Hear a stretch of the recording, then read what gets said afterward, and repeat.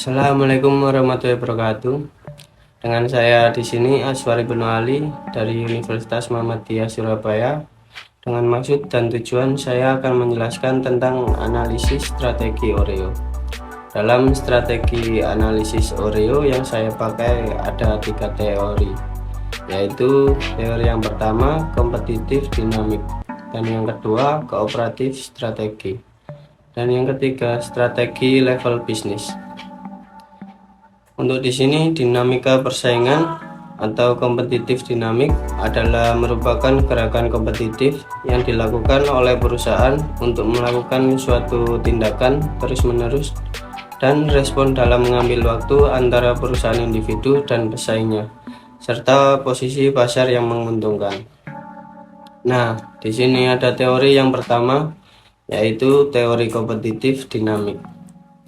Brand Oreo termasuk fast cycle market karena Oreo merupakan suatu brand yang cukup populer di Indonesia bahkan di dunia, dan banyak yang diminati oleh semua kalangan. Oleh karena itu, untuk tingkat peniruan yang dilakukan oleh para pesaing itu relatif rendah.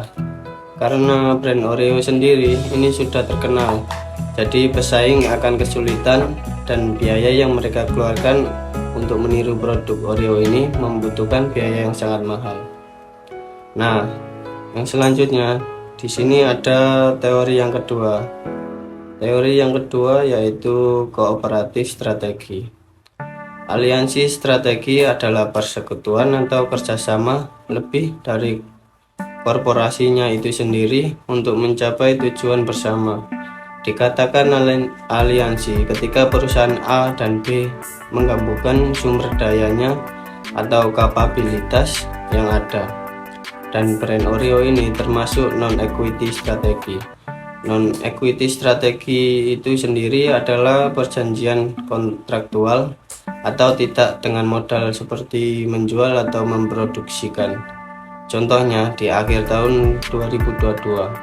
Oreo melakukan kerjasama dengan salah satu boyband atau K-pop Korea Selatan yang cukup terkenal, mempunyai banyak penggemar yaitu Blackpink, yang mana dunia K-pop ini sendiri sangat fenomenal di kalangan anak muda seperti di Indonesia dan lain negaranya.